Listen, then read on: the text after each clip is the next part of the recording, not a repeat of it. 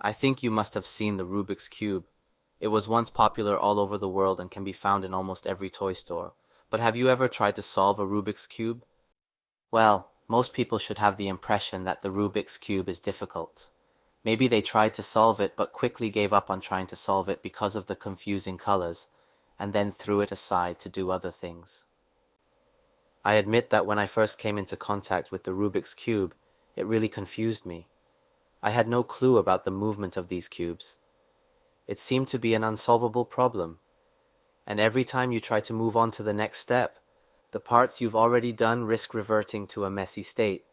This is why the Rubik's Cube drives many people crazy and give up on solving it because it seems unsolvable. So after people gave up solving the Rubik's Cube, some people used their Rubik's Cube as a decoration and put it on the table or bookshelf.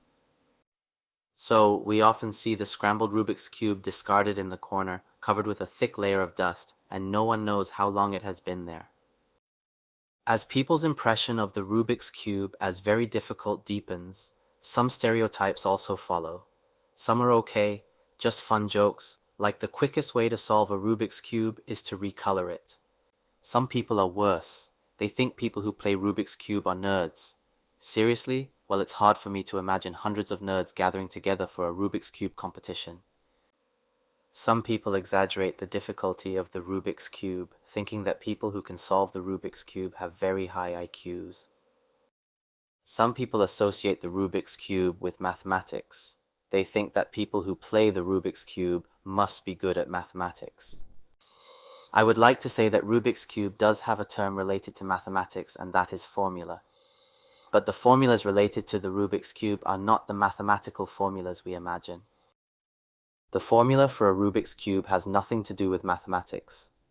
The formula for the Rubik's Cube is a series of letters and symbols that represent the way the Rubik's Cube rotates. Each Rubik's Cube formula means that certain colors or the positions of the blocks can be exchanged through this set of actions. What we Rubik's Cube players need to do is to remember how to do each formula, and which formula is suitable to use under what circumstances. And the more formulas and specific situations you remember, the faster you can solve the Rubik's Cube. Those top players can usually memorize thousands of formulas and can analyze what will happen in the next step in advance to solve the Rubik's Cube in a few seconds. I solved one side or I solved one color is the most common statement we hear about solving a Rubik's Cube. But what I want to say is that the Rubik's Cube cannot be restored side by side or color by color. The Rubik's Cube is solved layer by layer. If you've solved the first two layers, congratulations, you're very close to success. You just need a little help. When you complete the first two layers, you will find that you must destroy the previous and completed parts to swap the top blocks. This breaks our usual understanding of how to accomplish something. This is why I like the Rubik's Cube so much. Not only is he a challenging toy, but it tells you that if you are only satisfied with the results you have achieved, you will never achieve greater success. As long as you remember the correct formula and use it in the right situation, you will find that the previously damaged parts will be restored. The same is true for us in life.